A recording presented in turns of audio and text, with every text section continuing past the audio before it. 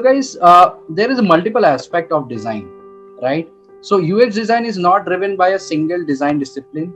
Style, it requires a cross-disciplinary perspective that considers multiple aspects: brand, business, environment, experience from product, packaging, retail environment to the clothing.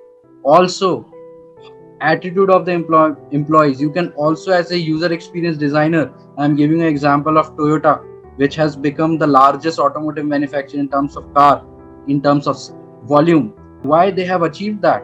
Because they actually went, the people from the company, workers, they asked them, what problem that you are facing, what I can do for you to ease you out.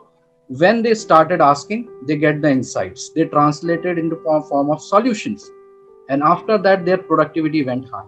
So we have seen this evolution from this big phone to the smartphone that we have today. We have seen such keyboards which are well thought design, that a person will require all these features. Even if you look at your keyboard, that is thought so many times.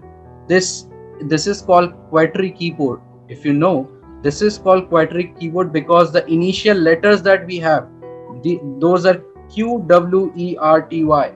So people, designers also researched about that. There was AWERTY keyboards, lot of combinations they tried, but they found this combination is to be the best.